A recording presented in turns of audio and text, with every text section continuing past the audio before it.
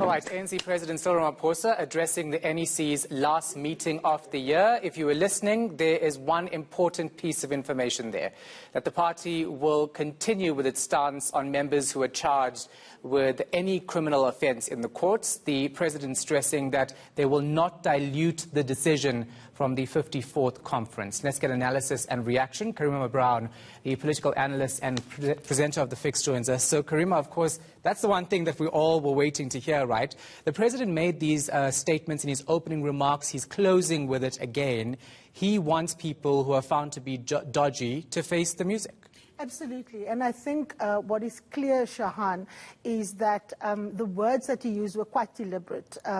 We saw in his political report, which unusually was made public, it's normally something that's quite guarded in the African National Congress, senior leaders of the party had made it public. And in it, the President says that the unity that he speaks of is not a fake unity. There can't be an accommodation with egregious corruption and wrongdoing. And of course, we saw now that the decision has been taken that the officials, the top six, will work out the mechanisms. But as a first step, he announced publicly that the Secretary General of the African National Congress, Magashule, is to present himself at the Integrity Committee on the 12th of December. The key issue here is that when this decision was last taken, Magashule did not face criminal charges, and that is, of course, now different. He was handed himself over to the police. He appeared in the courts in the Free State. His case has been postponed till February next year.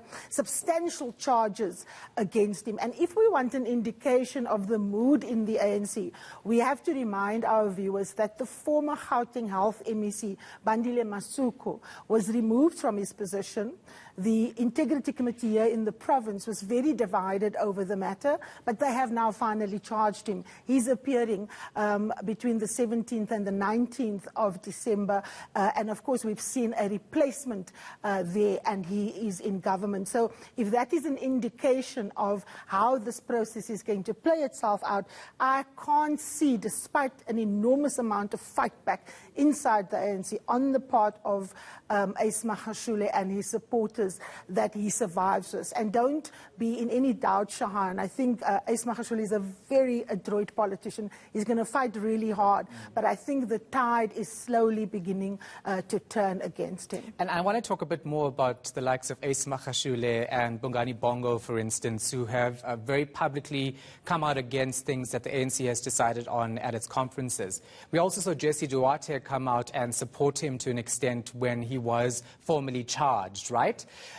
What now, going forward, for them not to come out again and say, no, we're still reconsidering?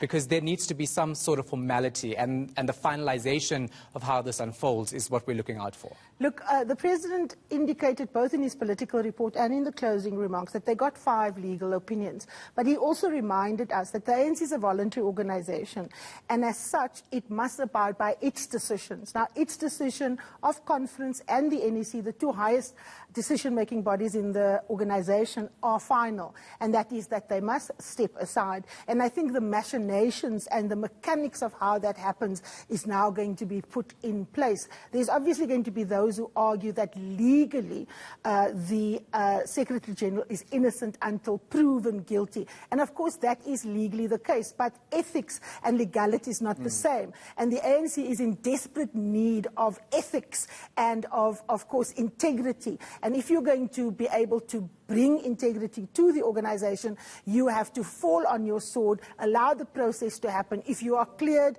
you are cleared. If you are not, then, so be it, then the law takes its course. And I think it is in that intermediary space where the contest is going to happen. And interestingly enough, as you see, he's going to the Integrity Committee. And remember, he's on record as saying he's not going to step aside.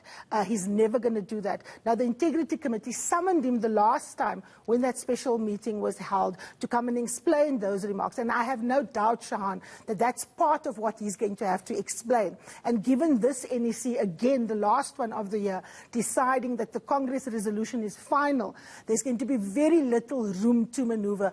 Magashule, if he wants to remain, is going to have to possibly go to court to force the ANC to take him on as a member. And the President reminded the ANC members that it is a voluntary organization and its constitution applies first and foremost. And I think this is not going to be a legal matter, and that matter is set out in the courts. In the African National Congress, it's a question of political morality and ethics, and that is where the contest is going to happen, because the key issue here is if Magashule must fall on his sword, a whole range of other people will obviously have to do the same. And I think Jacob Zuma must have felt really awkward as the President said that, you know, the Zondo Commission should not be attacked. And he, of course, had been summoned now to return. He's been taken to the Constitutional Court. So I think quite a bloodied nose for him over the last 3 days, Shahan. Yeah, definitely. And of course, he was listening there quite clearly, because the President even mentioned that they had 3 presidents in the same sitting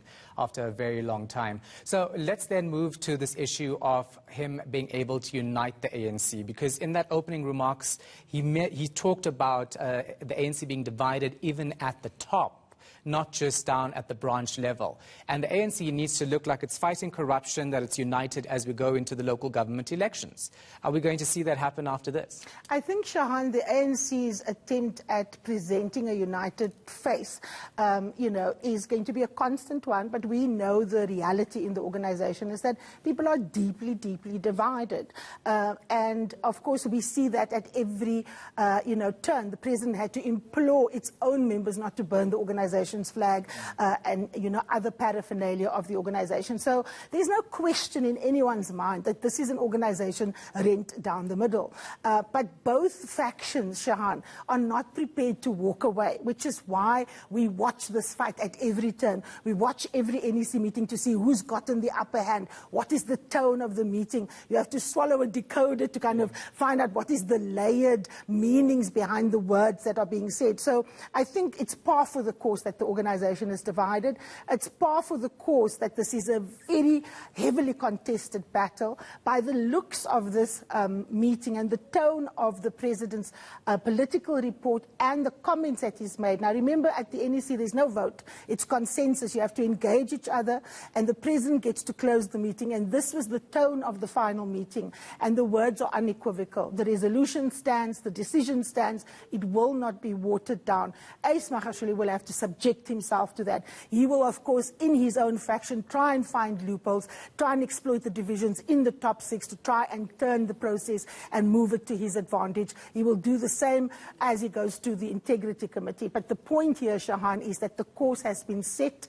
The President has summed up the decisions of the NEC meeting by consensus, and for all intents and purposes, if the letter and the spirit of those resolutions are to be adhered to, the beginning of the dislodging of Magashule has now started. It's going to be very interesting to see that unfold. He appears on Saturday. I know your last show for the year is on Sunday, so you're going to have a field day unpacking that for us. Thank you so much for your time. Appreciate it.